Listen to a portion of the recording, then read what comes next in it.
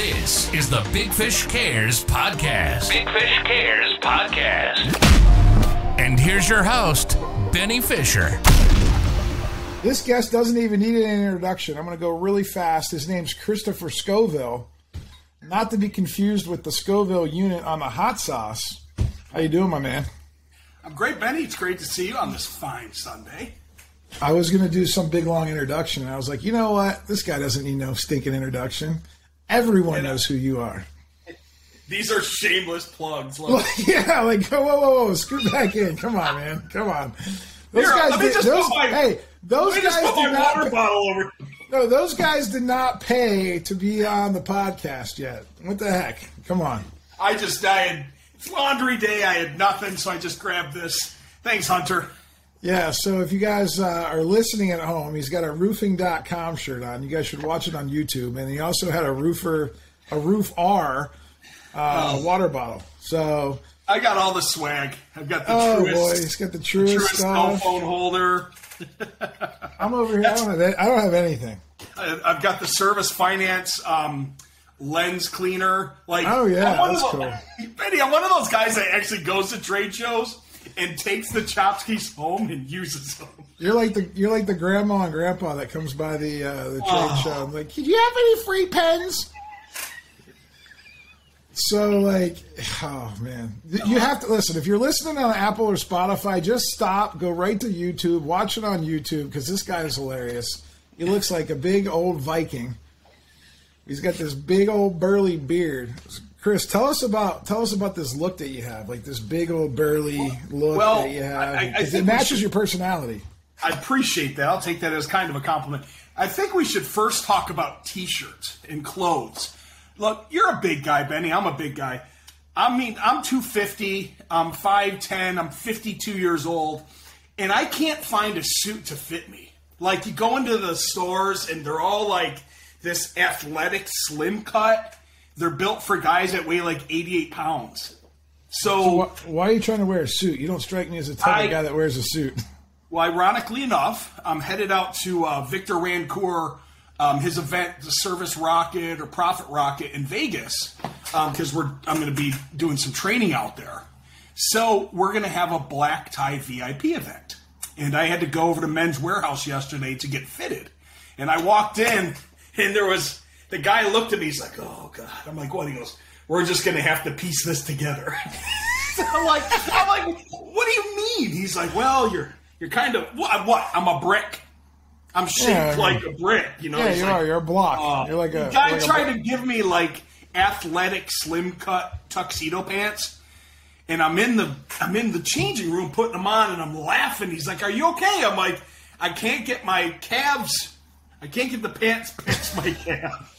Well, you know, the new look is like my buddy David Allen from David Allen Fashion. He's got his own suit line of clothing here in Pittsburgh, and he's a nationwide guy. He actually dresses John Cena. So anytime you see John Cena in a suit, it's from my boy David Allen. He can custom fit you. So, and he'll come to Florida. Like, next time he's in Florida, he'll measure you up, and then once he's got your measurements, then you guys can just design suits, and you can send them to your house, and that's what you need. You need custom suits. I agree. I'm on a mission, though. And I say this, of course, we all probably say this every January. I'm literally on a mission, though. I want to drop, like, a solid 25 pounds. I want to be a little lighter on my hips and on my knees and on my ankles. So listen, you lose 10 pounds. You could lose 10 pounds if it just came right out of your cheeks. Listen. I tell you what, the rest of you, I'm just here. Let me just be honest with you, because one fat guy to another fat guy, we can say this to each other, right? Yes. And I got 50 pounds on you, and I'm still like in the 290 range. So yeah, here's the deal: your cheeks, you look chubbier than what you really are, because you're not really. I mean, you look like a fine specimen. Listen. I'm telling you, I've seen you at the full body shots. I don't get to see too many full body shots, but every once in a while at the pool at your house, we'll see you in the pool. You look good, though. I mean, I wouldn't 20 pounds. Yeah. I mean, that'd be a lot for you. 25 is good. My best weight's 225. Period. Yeah, I feel good. Clothes are easy to wear. extra large shirts don't fit like smalls and mediums. Like, well, you should be wearing a 2X. Come on, man. Hey, let's just break the fourth wall here. Anybody looking to send me some swag, feel free to send it. Get a hold of Benny. I do wear double X now, so. So let's talk about Christopher Scoville. Let's talk about, like, just so you guys know how I met him. I met him in this crazy roofing industry that we're in, but he is so much more than just. He's the last thing I would consider is him in the roofing industry, because he's a character. He has got his own brain. He's like his own personality, which is what I really love about him. Chris, tell me about, like, where are you born? Where are you born? How'd you grow up? Tell us about the origins of Chris before we got into the the financing, Chris, that everybody likes to talk about. Cool. Well, thanks for the intro. I grew up in Western New York, a very, very small farm town right in between Buffalo and Rochester. Whenever you tell somebody you're from New York, they immediately assume you're from the city or from upstate. I grew up way over on the other side, right in between Buffalo and Rochester, in a little town called Elba, E-L-B-A. And when I say a little town, we did not have a stoplight. We had a blinking light. Blink, look left, look right, cross the street. We had a little gas station uptown. And I think when I left in 7th or 8th grade, there was 33 graduates in my class. And when I graduated high school in '89, I moved to the big city, Batavia, which is also in between Buffalo and Rochester. It's not a big city, but it was an upgrade from Elba. There was still 32, so it was one of those really small towns. But I got to tell you, Benny, growing up in a rural farm town in Western New York was the best experience ever. I look back on it, and we were kids, and we got to play, and we played kickball and football after school and wiffle ball, and we played hide and seek in the woods, and we built BMX, ramps and fire pits and jumped them, and, stole cigarettes from the uptown thing, and snuck out of a tents at night, went over to the firemen's houses and got beers. It was just such a really cool place to grow up, because you could be outside and be active with your friends. So I'll never look back and go, oh, man, I can't believe I grew up in, such a small town. I think it really helped structure the character that I turned into, from work ethic to just really being able to look back and appreciate the fact that I lived in an area where you could actually go outside and play. And like they always say, right? Mom says, come home when you see the street lights. It was just that way, So grew up in a small town out there in Western New York. Do you have brothers or sisters? I've got an older sister. Although she looks about 10 years younger than I am, she aged really well. I still can't believe did you say you were 51? I'll be 52 in January. Wow. You do look good for 52, man. I'm 41. You don't look 10 years older than me, I can tell you that. Yeah, I am, man. I aged okay. My sister, however, lived a very clean life compared to me. And I can believe that. She's 54, 55. Absolutely stunning. And when you talk about polar opposites, I'm like this, type A, right? And she's like a very quiet type B. Like if she was told that she had to do a podcast on a Sunday at 5 o'clock, she'd be like, nope. And then she wouldn't have slept last night. She'd be sick all day. But she's just she was so awesome. We still have a great relationship. But man, we are polar opposites. Well, that's good. What's your mom and dad like? My dad passed when I was 17. Wow. Mom's still kicking. She's 75, and she still lives up in Western New York. In Batavia, and also has a house over here in Madeira Beach on the other coast in Florida. So what did your parents do when you were growing up? Like, what kind of work? Were they farmers, or did they have regular other jobs? Or No, my dad was self-made, so he grew up in poverty. My mom grew up in poverty. My mother's from Scotland. Okay. She grew up in a broken home, didn't finish school, was working at 15, and she met my father when she was 16. He was in the service in the Air Force over in England and Scotland. They got married there. And then my dad became an attorney. So wow. My father was an attorney. My mother was a hairstylist. Probably while my hair's gone. She used to practice perming on me, but she used to give me perms. Yeah, well, that's if you're listening on Apple or Spotify, Chris is balder than a cue ball. He's like Mr. Clean with a big beard, okay? Call him Big Papa Smurf or something. You know what I'm saying? On the subject of my dad, he raised me with this, growing up, you're like, fuck, man, I got to work on Saturdays and Sundays. I got to work on these properties. I got to do this lawn mowing. I got to do this landscape, like all these jobs. He always pushed me to work. So he installed this work ethic into me. And then, of course, later on in life, when he passed and I was 17 years old, that's when it all hit. Like, you wonder why you go through what you go through in life, only to look back and go, thank God my father was so stringent and so strict and installed such work ethic into me, because he came from nothing. And even though my father was an attorney and had money, he made me work for everything that I had in life. It was never like a privilege because my father was an attorney.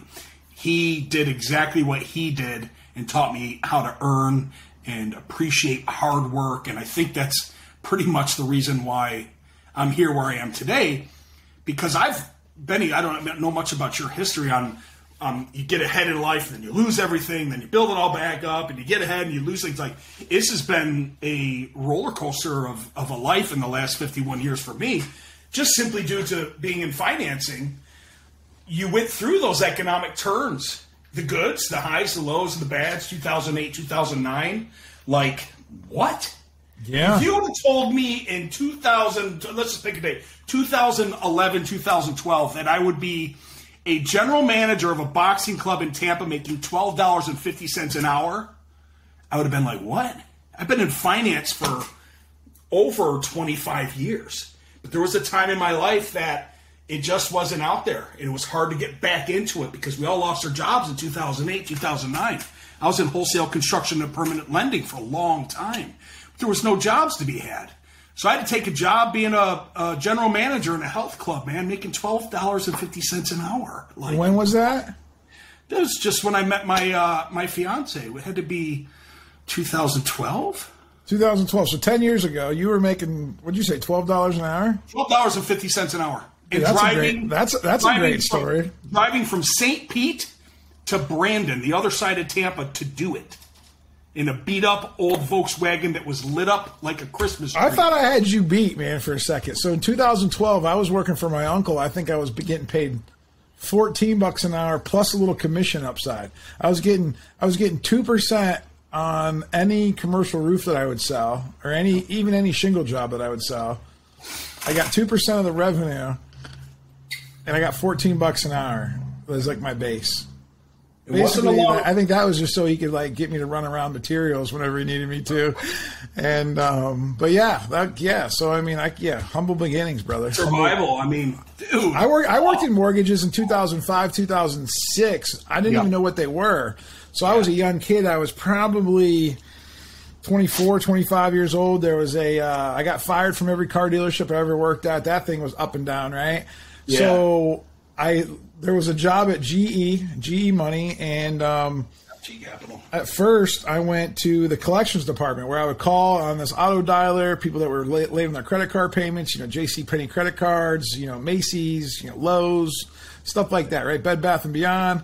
We just call nonstop. Hey, you're $45 late on your payment. Can you please make a $20 payment now? And we would get graded, and there would be leaderboards on who collect the most money. Well, yours truly was always number one on that leaderboard. And I was always surrounded by it was more female dominated in this call center, it seemed like. Yeah. But because I had that competition inside me, because I just got out of car sales where I always wanted to be on top, but never could figure out how to be on top, because there was always these Grant Cardone types that were walking around, and they were always just crushing me. But here at this call center, man, I was the man. Like, I was like the guy that could get anybody to pay credit. There's people that didn't pay for 90 days. I'd see phone call. Oh, they talked to Ben Fisher. Next thing you know, they're making a payment. I was just talking them into paying their bills. Collections. Well, then there was, and that was miserable for me, right? Because there was a little bit of bonus, a little bit of percentage, but it wasn't like the car dealership. Like when you sold something, man, you felt like, whoa. Yeah. This was so. Then there was a job opening, and it said loan origination officer. Yep, there you go. Commissions, salary plus commission, and I showed my mom. My mom's like, "Don't do it. You have a nice, safe job. Don't do it. You just had that. You just had that commission life. That commission life was it was there, and look what it did to you."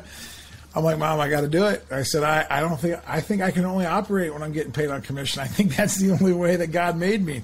Yeah. So wouldn't you know it, I had no idea what a mortgage was. I was still living in an apartment. I didn't know what, I kind of knew what it was, but I didn't know what was going on. There was a script, they got you on a headset like this. Yeah. And I was really just reading. It was basically, it would just come up with the words and I would just read the words off. Customer would respond. It would give me some more words.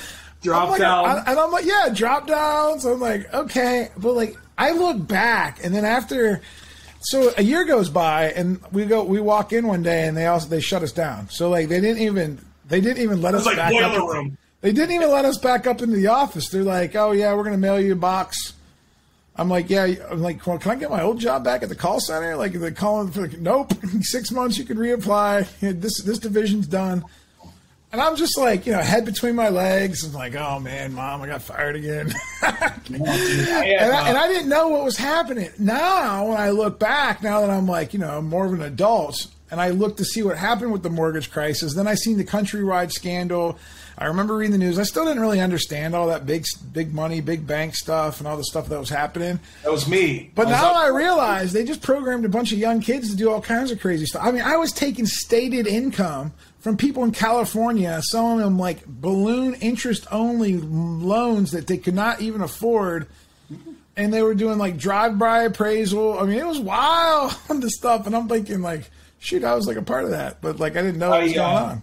That's the world that I was in for 18 years. I was in wholesale construction to permanent lending, working with contractors. I was out in California, working with IndyMac Bank at that time. How'd you get into like, did you go to college? I did. I went to college, graduated in 89, went to school, wanted to be a cop. Imagine that. Until I realized it was very early that I realized I was way too fucked up to do that, number one.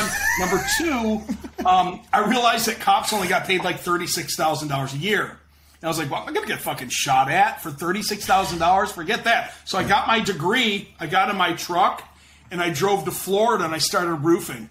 I was doing tie beams up in St. Lucie West, built out a golf course up there doing roofs. So I was in roofing 19, 20 years old. And then I was working in a bar, Shuckers, on the beach on Fridays and Saturdays and Sundays. I roofed all week, and I bartended on the weekends and got back up Monday morning and did it all over again. And I finally woke up and said, I got to get into financing because this is really hard work. So it's like, oh, man. I'm really glad that I had the opportunity to start in roofing, right? And then you can appreciate everything you do like at a whole different level. Yeah, my uncle had me on a roof when I was 17. It was miserable. I said I'll never be a roofer. No, but it helped you make it helped us guide the decisions that where we ended up. But it's been a whirlwind. It's been fun, but like in 2008 when the bank, I was getting ready to go up on stage in California in front of like 3,000 people. It was one of the loan offer national brokers meetings, and I was getting up there to teach them construction or perm, wholesale. I think I was with Chevy Chase BF Saul at the time, and they called us from Bethesda, Maryland, and they said, "You're not going on stage today." And I was like, "Well, why?" I was with the VPs and they're like, "Why?" They're like, "We've shut down the whole wholesale mortgage business." I'm like, "What do you mean you've shut it down?" They're like, "It's done." So it was like day 2 of a 4-day event. So that was it. We all lost our jobs. So we rented Segways and we went to a tequila place. We got completely hammered. And we drove around Long Beach on Segways for 3 days and got drunk. I think I stayed an extra couple days just because I was like, well, what am I going to do? Yeah. Like, everybody lost their job. So I came home and I sold my property in Boston. And then I moved back to my other house in Western New York and started life all over again. I built Scoville Home Services and started doing, home service projects. But, dude, it's like, big gains in life, then losses down to here. I'm like, okay, what are we going to do? And then build it back up, and then to here. It's been a roller coaster, but each time has been a great learning experience, and it's only made me stronger each and every time that you get up and you dust yourself off and go figure out something else. So, when that happened, what'd you tell your mom? I said, well, she was probably pretty aware. I said, I'm coming home. I moved back to that little small community in between Buffalo and Rochester, which, I mean, you can't look back and really regret anything, but man, I shouldn't have gone back. Yeah. They shouldn't have gone back. There's usually not much back at home. Yeah, it was not too good. But I can't look at it that way because everything that happened, whether it be good or bad, shaped me to How long did you stay at home? I was there for a few years until I came back down to So what Florida. kind of jobs can you get in these little like towns like that? I mean, like there's not many jobs, right? No, you got to head off to usually Buffalo or Rochester to pick something up. I'm sure those cities are probably doing decent now, but nothing for what I was looking to do. So you got that. You were doing $12.50 an hour at some gym in 2012. That's when I met my fiance, okay, let's get some perspective. Like your last year in the mortgages, I'm assuming 2007, 2008. Yeah, and I got back into it a little bit. What was the most that you made like back then? To like show us some polarity between that and like $12.50 an hour. When I got into I was an associate director for Republic National Bank in New York when I was 23 or 24. I made $119,000 my first year. Wow. And that was 1993, 94? Probably, yeah. Yeah. That's a lot of money back then. 1993, 94. That's a lot of money now, man. That's good money now. Let alone like back then. My CPA's been my CPA for years. He's like, dude, I don't know how you do it. He goes, you can lose everything. I could put you out in the desert and you'd figure out a way to sell sand. So, yeah, I mean, it's been, I think the high point, $350,000, $400,000 a year. The low point, maybe $24,000 a year, making that, trying to figure it all out. Wow. But I was always talk about that resilience, man. Always good with my money. I never lived outside of my means. No matter what I was making, I never lived outside of my means. So even if it was $12.50 an hour, I rented a room at my buddy's house. I stayed within my means. I had a little Volkswagen that was probably worth $2,000.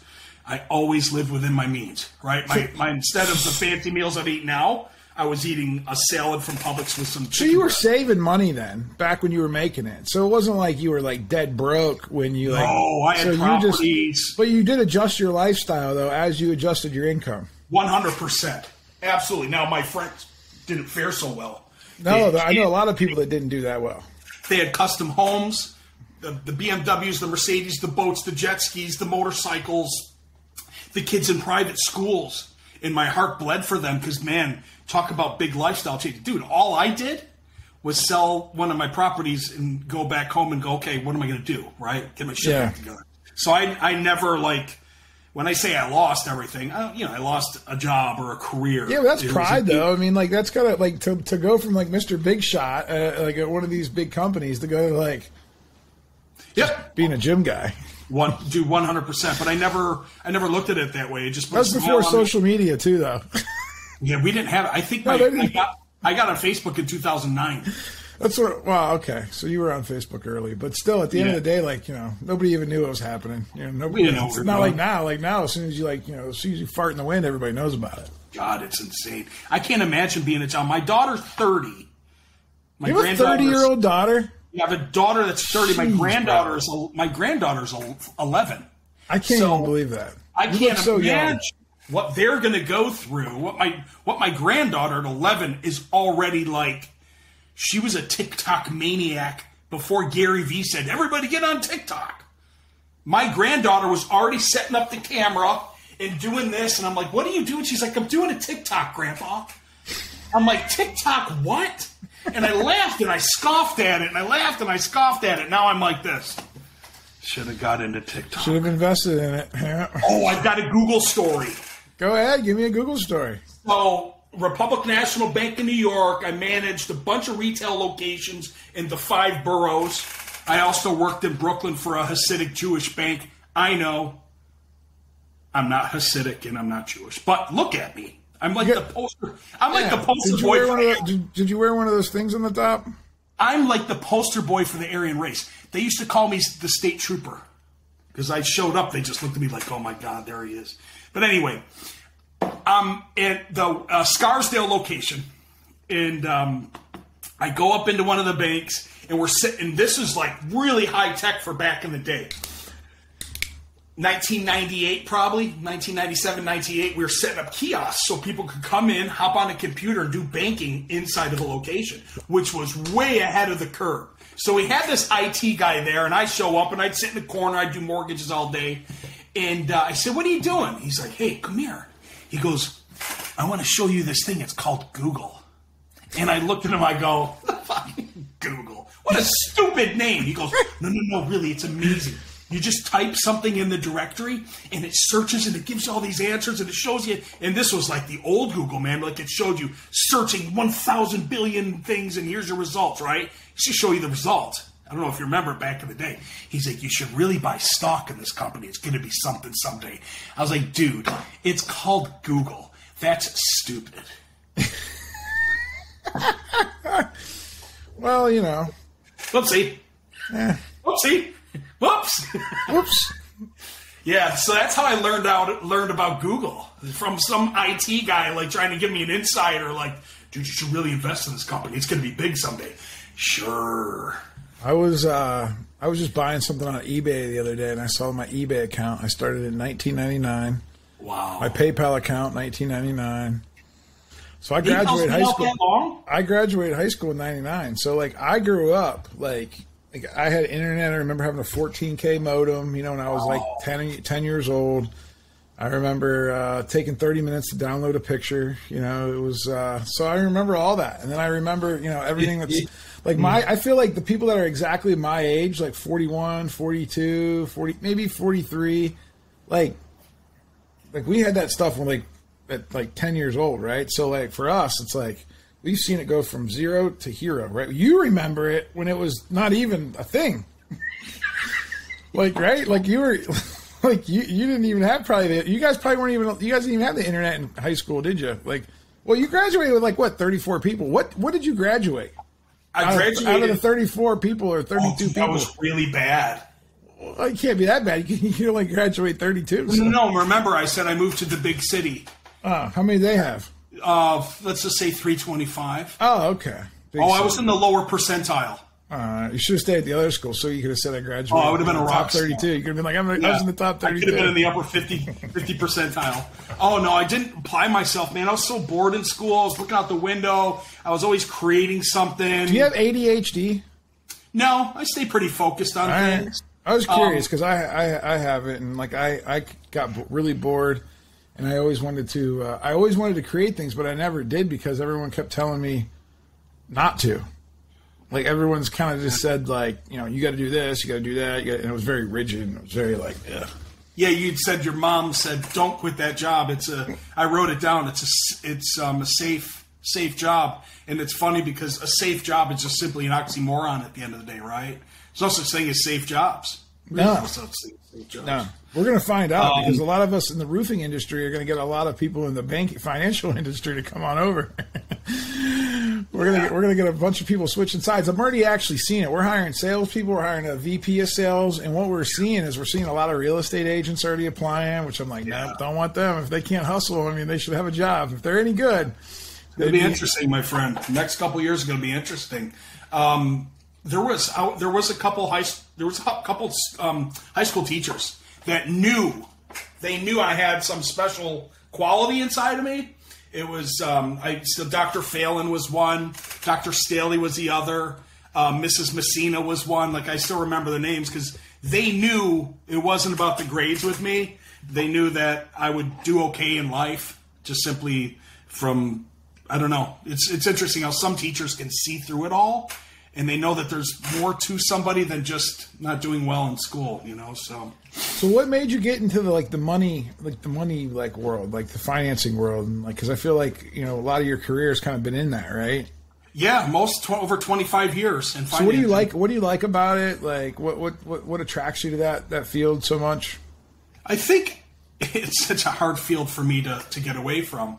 I'm just so dialed in with it on how to help the facilitators, the contractors, and how to get to the consumers and what the consumers are experiencing at the point of sale, that having the depth of knowledge from the perspective of being a buyer, being a customer, being a consumer, being a sales trainer, being a finance guy, understanding the home improvement industry, it's just so ingrained in my everyday life now. And I have a passion for helping people like you, you know. I mean, I'm never afraid to get on the phone with a contractor and a consumer just to help them if they've got questions at the point of sale. Now, as a senior vice president or executive at the fifth largest bank in the United States, is it probably normal for that to happen? No, it's extremely abnormal. But that's the passion that I have to help people in the industry. So people are like, well, what are you going to do when you get out of it? I'm like, I don't know if I'll ever get out of it. I think I've branded myself as a person that people reach out to when they talk about financing. And I just think once you've developed a brand for something, you know, you just roll with it. I just can't imagine really doing anything else. Well, I'm glad you said brand, because I do think it's interesting because, you know, you work for a big giant company, right?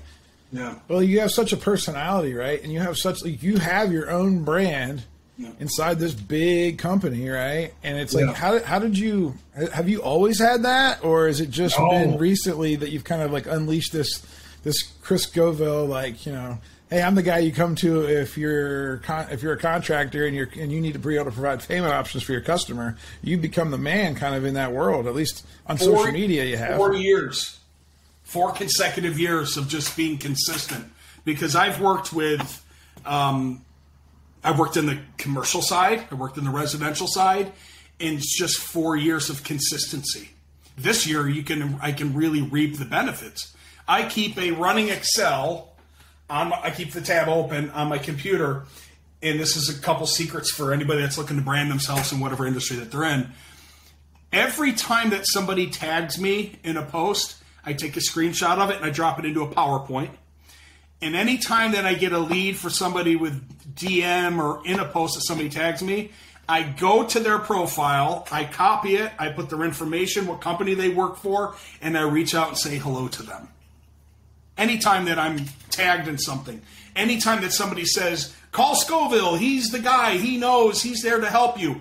Because what I'm building, you know, it's probably a little too late in my career, but maybe some 20-something-year-old is listening.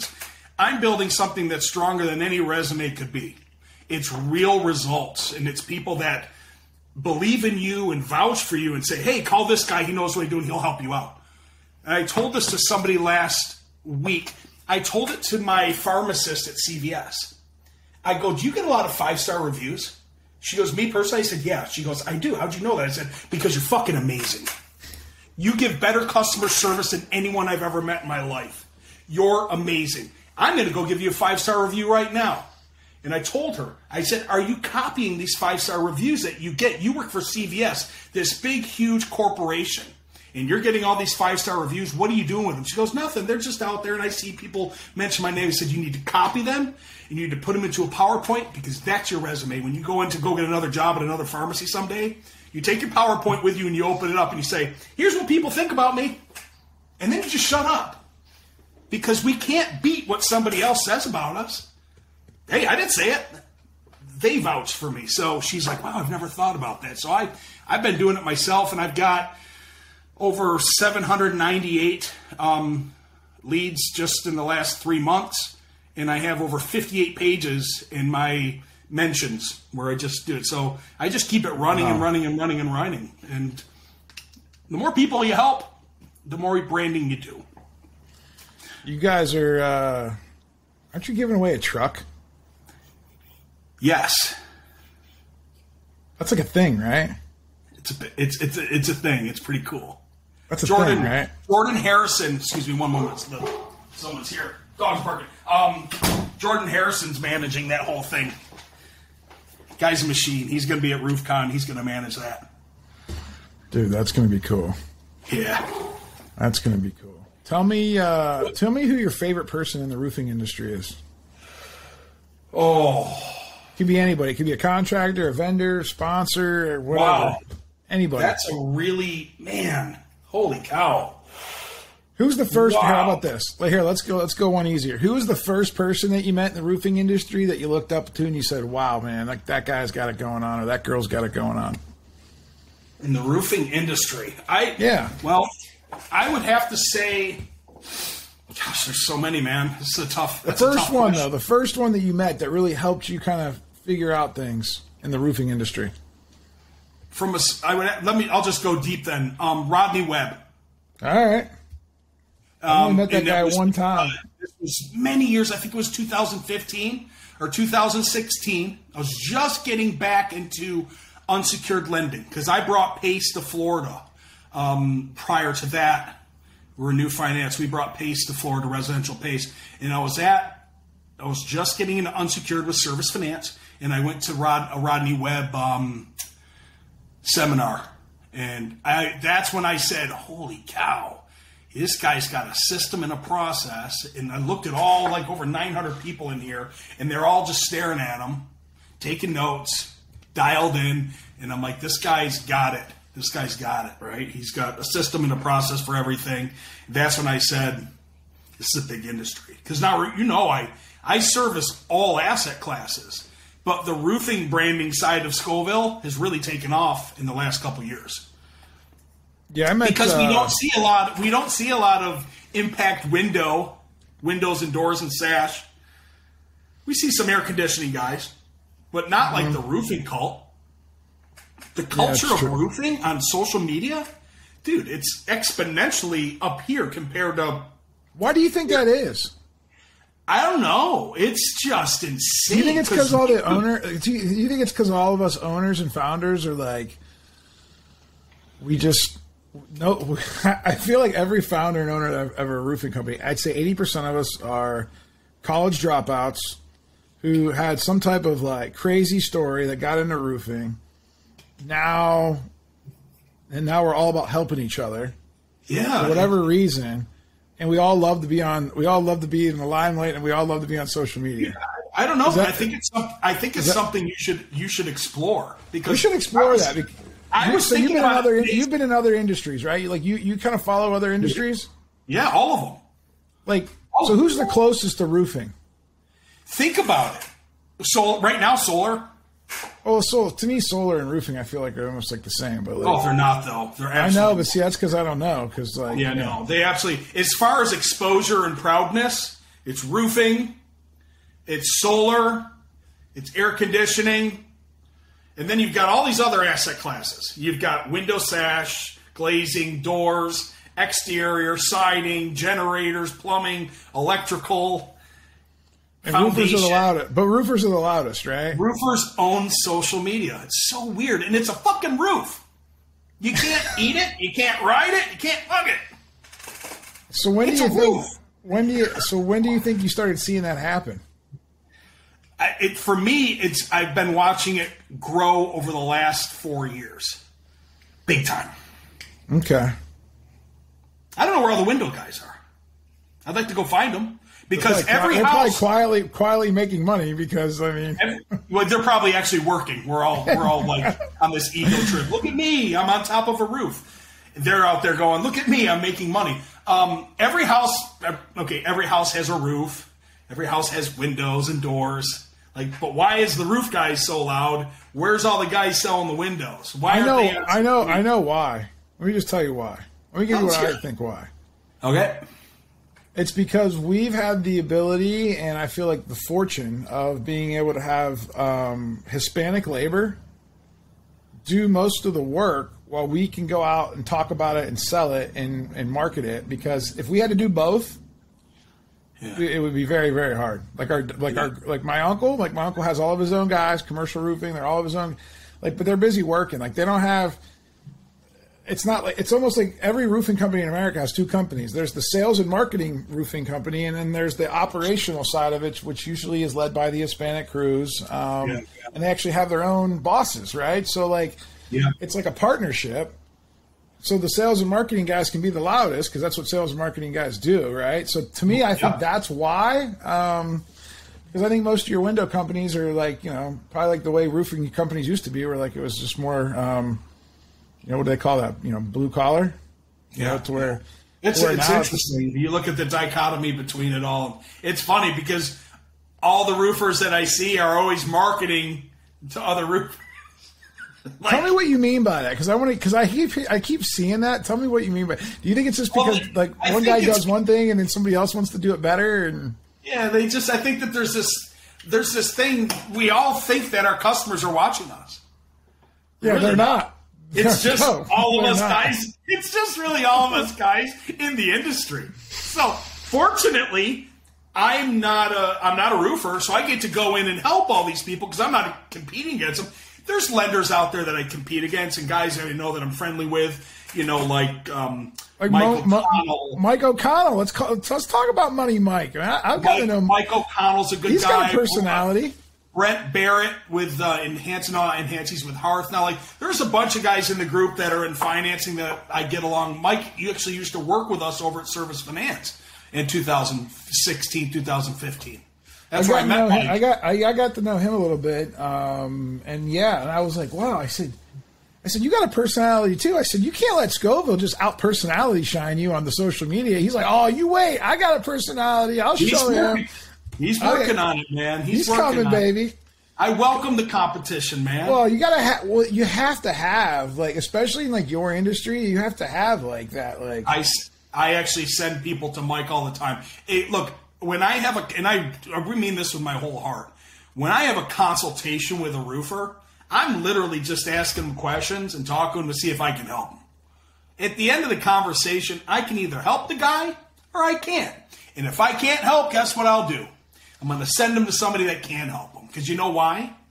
Because I give a shit. I give a shit. Number two, that guy's going to remember that I helped him out. And number three, maybe he'll go tell other people, hey, Scoville's a real deal. He didn't try to sell me on anything. He just asked me some questions, and he figured out that we're not the right lender for him. So he pointed me in the right place where I can go get money.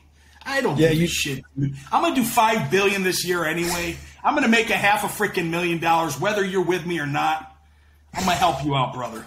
Here he comes. Here comes the Wolf of Wall Street coming at you. You are funny. So you know what I love about you is that you're real and you're raw and that you're authentic. And you got to keep being authentic. And I know that's got to be tough too, working in the corporate world, right? It's easy to be authentic when you're an entrepreneur, right? When you're just I don't have a boss, right? You have a boss though, right? I don't have a boss. I can say whatever I want, whenever I want, and it can happen, right? It's tough. I know. Listen, I've been watching you, man. You've been doing a good job, and I think you bring a lot of payments. Us roofers, we're the last ones to understand how to sell payments and how to operate on payments. Car guys have been doing it forever. HVAC guys have been doing it now. I know it's really helped our business at Big Fish Contracting. When we switched to service finance and somebody actually works with us, you and Lenny, man. Lenny's awesome, by the way. He's great. I got to get Lenny on a podcast. That dude is hilarious. Yeah, he reminds me of the guys I used to sell cars with. Yeah, he's a good guy. I brag on, we've got 25 rock stars. And you look back at life and people that you work with. When we get on our team meetings on Thursdays, I look at these guys and go, fuck, nobody can fuck with us. These guys all sold in the home. Yeah. They've all been kicked in the junk. They know what it's like to sit down at the table and press enter, and the freaking thing is spinning, waiting for the approval. They know to get up and do the Irish jig dance. They know what to do. They break dance with the people, and they play with the dog. Oh, my God. These guys know what they're doing. We got a great team. We really do. Mike O'Connell should have never left us. Wow. He's got his own thing now. He's growing this whole other thing, and I think it's going to be fascinating to watch it happen. Moment. Why do you think? Go ahead. You have a question. Was that with Moment? Yeah. Yeah. Yeah, it's good. It's a cool tech platform. I know it well. I know the people that started the company. Yeah. But why do you think roofers have such a tough time in getting used to selling payments in the home? Why do you think some of roofers are still fighting it? Right? They're like, oh man, all my customers just write a check. Yeah. Tell me about what that means. It's been that way forever. Now the one industry one model Gen Silver thing that came out this year. That's probably the first model of its type to actually get out there nationally, and promote the fact that, hey, there's another way. Now, we've been knocking on these roofers' doors for years. We've offered deductible financing for years. It's like anything. The fact that you have to educate somebody on margins in the business aspect of it, which you get perfectly, understanding that there's profit margins that you have built into it, and money costs money. Money isn't free. However, there are no dealer fee programs. But getting to someone's P&L to improve them by telling them, hey, look, there's 7 different programs. You should add a 6% margin on your retail books. So when you go out there, you can offer these 6 different programs, and you can do what I call matrix flow. Getting that for a contractor that's just been taking checks and taking insurance checks and getting cash his whole career, for him to understand, what do you mean I got to add 6% to my retail book? What does that even mean? So it's a whole educational process. When somebody's been doing something for so long, say 15 years, and they've never had to change, and now you've got to change on your 16th year, you got to undo all that. It's like hiring a sales guy from a competitor and like, oh man, I got to undo all of his bad habits. That's why you don't do that. You don't hire salespeople from competitors because they got too many bad habits. The new buyer that you face, let's just call it the millennial buyer, they have different buying habits. They can buy this lovely roofer thing online now for $99 or 4 equal payments of $24.99. So there's nothing that you can't go online now. I bought some Hey Dudes today because they're on sale. I like to buy things on sale. I bought 2 of them for $99, free shipping. I got to the checkout. It said, do you want to pay in full or would you like to have 4 payments of X? We're in a new world now where everything is financeable and everything comes down to affordability and payment options. So for a roofer that's been charging $10,000, $25,000, $30,000 and just slapping a contract down and saying, how are you going to pay for that? It's asinine in a world that you can finance this cup for 4 equal payments. So the mentality and the paradigm shift of a contractor now going, I get it. That makes sense. I bought my truck. I pay for my truck. My mortgage, I pay for my mortgage. I finance my cell phone. I finance my Netflix. I finance all these things monthly. Why shouldn't my consumers get the affordability and payment options as well on the roof? So it's a re-educating process that we're seeing that roofers are finally, window guys, air conditioning guys, they've been doing it for years. Yeah. Roofers are now finally getting it. Well, I do understand that, but it's still crazy. At least here in Pittsburgh, there's 50% of the homeowners are still programmed. Like, oh, I gotta write a check for it. And when I go to tell them, like, hey, no, like, why don't you just make the payments? No, we're gonna write the check. Like, you think that they're just programmed too? Like, because they're just not used to seeing a contractor show up at their door from a rinky-dink company, and like, we're not one of the big we're not we're not Google, we're not Apple, so they probably just assume that we don't offer it. Early, often, and always. When should you offer financing? Early, often, and always. From the get-go, from the moment that you're making your introduction, you should be taking the temperature of the consumer to see if they're looking for affordability payment options, because you got them. Now, hey, just letting you know, we've got same as cash, 12 months, no interest, no pay, or if you're looking to stay within a minimum monthly budget, it's perfectly fine too. We've got a couple options that can fit for you. Now you're planted the seed. Okay, hey, you know what? Let's get up on that roof. Let's get in the attic. And then we've got a little thing. Lenny probably showed you the laminate that you put on the coffee table. Oh, yeah. You put it on a corner piece. You don't ever. Yeah, you just something just, kind of just off to the side. Why you put it in? Do you know why you put it at an angle? So they have to adjust it to see it? And maybe so when you come down out of the attic and you see that it's turned this way, they were looking at the finance options. Gotcha. So now they're going to ask, oh, I see you've got finance options. Yeah. Were you looking to pay no interest, or were you looking to have a low monthly affordability?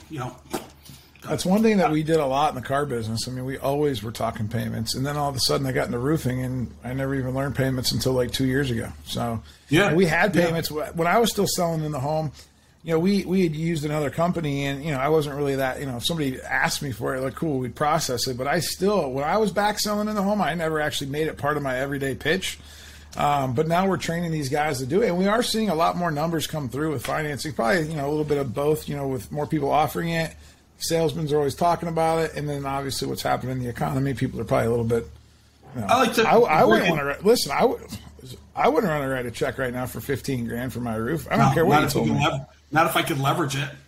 I don't even care what the rate is either. A lot of these people are still getting rate shocked. I keep telling them that the mortgage is 6% now. I said on a standard home loan, and these customers are looking at us like, what? I'm like, go try to apply for a home loan right now. The number one interest rate in home improvement for like the last 7 years has been the 9.99 10-year in everything from air conditioning to kitchens and baths to roofing. Let's put it this way. It's unsecured too. Like I don't think people realize that it's not tied to like their house. Like what I mean. Like it's. I like to look at it. It's a nice program. The simplest way, like I come home from work at night. If I ever left, I don't ever really leave my office. But anyway, I come home and I've got 2 door hangers, and this one's XYZ Roofing, and this one is ABC Roofing, and I happen to need a new roof. And now both of them, ironically enough, look the same, except on ABC Roofing's door hanger, they've done a couple extra steps. They've said 100% financing, no interest, no payments for 12 months. In a little red box. That's the only difference between the door hanger. And I come in and I set them down. And I look at them. Me being the buyer that I am, I may be more apt to call ABC Roofing just simply because they mentioned that they can 100% finance it, and I've got no interest and no payments for 12 months. I don't know nothing about nothing. I don't know how much the roof is going to cost. But I may just see those words and go, wow, it can be affordable, honey, as I look at my wife and go, we have to get a roof, and it can be affordable. It doesn't look like XYZ's even offering financing. I take his door hanger, I throw it in the garbage, and I call ABC. It could be that. I always, like you, I break things down to the most simplistic. How would I buy? That's all the words that they need to see. Affordability and payment options. People do all day long. I need a finance page for my website. And I'm like, okay, say these 5 things. They're like, that's it? I'm like, yeah, don't say any more. Don't advertise who your lender is because they're not a direct lender, they're an indirect lender. It makes no sense to advertise who your lender is. But say these really nice things. They're like, but I want it to be long and wordy. And I'm like, no, you don't. You want it to be precise and easy because you have to think what your consumers want to see, not what you think they want to see. What do you think is going to happen in the future of roofing? Do you think that people are just going to be buying roofs online without any salesmen or any interactions? Do you believe in all this stuff to where we're going to automate and make everything go like I think that the roofle model is cool. I think it's ahead of its time. However, I do believe that we're going to go to a big box process at some point. It's going to have to. Will we ever be able to take the human touch out of it? No, because roofs are too complex. We got to get up in. We got to look at wood rot. We have to see if the decking needs to be replaced for the change order. We have to touch and we got to feel. But I do believe the front end of it is going to change quite a bit. So I do believe that the lead capture portion of it, before we get the human being in the home, is going to change. So what do you think it's going to look? When you say big box, like you think that you think roofing's going to just have like 4 or 5 just big, huge like companies, and they're going to be in every major metropolitan area, and that's when it gets Amazoned. I think from the lead perspective aspect, yes. You look at Home Depot, look at Costco, look at Lowe's, right? They've captured their market share for their air conditioning and some of their home services. Have they done a great job? I don't know. Maybe, maybe not. Who cares? The fact is that people have these big databases that they can market to. I think that the big people are used to the big box. And you got to think, where's this thing going to go in 5 years, right? But didn't Home Depot try roofing and didn't have to get out? Yeah, but like I said, they're doing air conditioning, right? Are they doing it right? I don't know. Maybe, maybe not. Well, I mean, Home Depot's out of the roofing business, I can tell you that. I mean, they still sell shingles, but they're not, like, installing roofs anymore. So, do I think... They're not subcontracting roofs out anymore. So, I mean, like... I think that the lead model will change. To answer your question, I think that the front end will change. I don't think that we can take the human aspect out of it. But I think that the buying aspect of me on my computer at night, I got a Google image of my house. I drop down the new Plum OC shingles, see what it looks like. I've got a 3D imagery that can see Google from the road and what that new roof will look like. And then I put the order in. And then the order goes in, and then it goes to Big Fish Roofing because you're the respective installer for that big box. I think that the front end of it will be. So that's what's going to happen. So then on my side of it, it'll be turned into a commodity. It could be. I don't know. I'm just curious. Hey, listen, I'm going to be asking these questions for the next couple of years, because then what we can do is 5 years from now, whenever something happens, if somebody said something I was right, we can do the Gary Vee thing where we clip it. Be like, look, Chris Scoville, he's a genius. It's already evolving, and we don't even it's evolving right now, the front end of it. Consumers want to have the ability to go on, be educated about something, see what it looks like themselves, click a button, and then buy. We do it with Carvana. We do it with Vroom. We do it with our cars at CarMax now. So that car industry model, I know, still hasn't totally changed, but it kind of is changing. Oh, it's changing. Listen, right? I don't think dealerships... 3 or 4 cars. I never went to a lot. Dealerships, the way that we know them, they're going to definitely be changing. So 10 years ago, if you coming from the car industry, would you ever thought that you could order a car online and they drop it off at your house and pick up you and hand you a check and you got a new car and they drive it away on that little flatbed? No. I wouldn't think they'd be doing that, no. So, yeah, I do think that the home improvement space is going to change, but I think it's going to take a long time, and I think it's going to be more on the front end from a lead capture perspective. Interesting. I got I know service, you call it service finance. I always say service finance. I'm not sure, what the difference between finance and finance is, but I know you guys have a really awesome relationship with Beacon. Yes, yeah. And I'm going to be doing a webinar with Beacon on November 10th to talk about, how to really cultivate that relationship with the contractor and the outside sales rep to get more out of Beacon, because they offer so many different services. Service finance being one of them, where you guys are integrated to where people can offer payment options. So we're going to be talking about that a little bit. It's really cool to see all the different people and how they're all connected in the roofing industry. Chris, I really appreciate you being here. I got 5 questions that I always ask every guest. Okay. Rapid fire. Oh, boy. So I don't even remember. It's been about 2 weeks since I shot a podcast. I had that baby, and I'm like a little rusty. This is my first one back from baby time. So first question, imagine you're off on an island, okay, and you're by yourself, okay? There's no one else there. You're allowed to take one book with you. What book do you take? The Holy Bible. King James Version. Ooh, I like that. Why the King James Version? This will start something. No, that's the one that I grew up with through the Episcopalian and the Presbyterian Church. There you go. Me too, man. Me too. Yep. What do you think about all those other versions? They got like 15,000 other versions now. That's why I went with the standard. I like that. All right, what movie? You're allowed to take one movie with you. What movie would you take? Law-abiding citizen. Law-abiding citizen. I'm a huge believer in revenge and vengeance. Not to say... You know what? I actually think I could believe that from you. Yes, but there's different ways to do it. Yeah. You can do it through winning, or you can do it through bashing. You're going to do it through winning. Yeah, that's right, brother. All right, book, movie. All right, restaurant. You can put one restaurant on that island. What restaurant are you going to put on there? Oh, my goodness. What a great question. I'll choose a local shop here and go with Chef D's. Chef D's. Now, you're based out of where in Florida? I'm here in Lighthouse Point, Florida, South Florida, just south of Boca Raton. You didn't get no hurricane, right? No, I'm on the intercoastal. We're safe over here on the East Coast. That's cool. All right, so we got that. We got that. All right, you're allowed to take one vacation away from the island. Where are you going?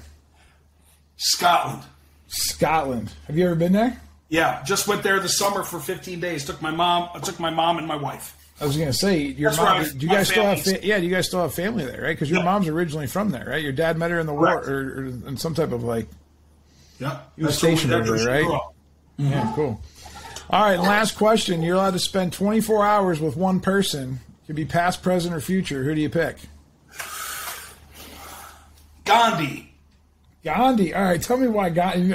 Listen, I'm thinking 40 episodes in. You're the first one that's ever said Gandhi. Tell me why Gandhi. I watched that movie a couple months ago, and he just seemed, I don't know, it's just something that intrigued me about, I know Ben Kingsley. I actually met Ben Kingsley when I lived out in L.A., but anyway, it's just his character, like that whole, like, centered type of thing. Yeah. I'm centered, but if I could learn how to be really centered, I think that's like something that I strive for. There's a gentleman. Do you know who Matt Spanton is? I've heard that name. From Cat 5. You should actually get him on your podcast. He's an interesting character. I'm watching him go through some transformation right now from afar, and I don't even know that he knows that I'm watching him. But this guy's getting himself centered. Matt Spanton. I'll share his information with you. Yeah. Real So do guy. you very respected in the industry? Do you ever meditate?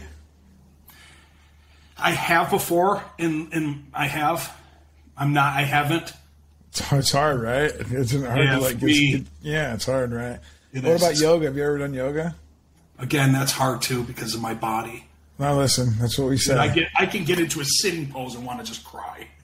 Well, I mean, you don't always have to. Here's what I would tell you: get serious about meditation. In meditation, just the whole practice of trying to be still and with your thoughts. It could definitely be transformational. And I think, and I'll send you this one. Have you ever been to a Tony Robbins event before? No, but I've, of course, read books and I got to get you, me and you got to go. I love that. And he always is in West Palm Beach. So absolutely would love that.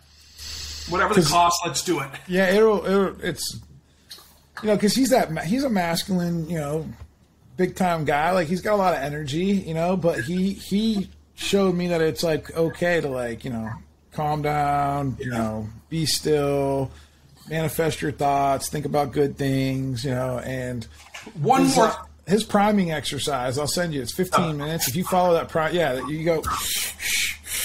Send it over, man. I'm willing. You do it. I'm telling you, it'll change your life. I'll just send it over. I'll try it out. You get in a bad mood one day, you just put that on. Next person you talk to, you're as excited as could be. You don't even know what happened to you last. One thing on that before we depart here. Everyone, like, you could see me from social and now, he's got such high energy. Wow. Dude, it isn't like this all the time. I shut it down at like 8 o'clock at night and I'm just chill. And my wife can attest to this. She's like, it's so funny. People think that you're like this big ball of energy that bounces off the walls all the time. She's like, they need to see you at 7:59 and a half. Because I go from, to and I chill. And then I don't chill. See, that's the thing with me. No, I'm always the ball of energy. Always. I 8 o'clock, man. I do know that about you. One time we'd be texting back and forth. Next thing you know, it'd be like 8 p.m. Dude's like, where'd he go? 4 a.m. I'm like, hey man, what's up? How you doing? I'm like, Scoville, I lost you. I lost you like at 8:00. At 12, 1, 2 in the morning. I like to get them at 2 hours. Like when I'm up, like, hey, what's up, man? I'm just having my first coffee right now. What's going on? Like, dude, it's 4 a.m. Well, fuck you, man. You got me at midnight. Oh boy. All right, brother. This has been fun. Tell everyone at home how they can follow you. I know you're on Facebook, Chris Scoville on Facebook. Instagram and Facebook. It's Christopher Scoville. If you want to just connect with me, it's ChristopherScoville.com. Scoville Marketing.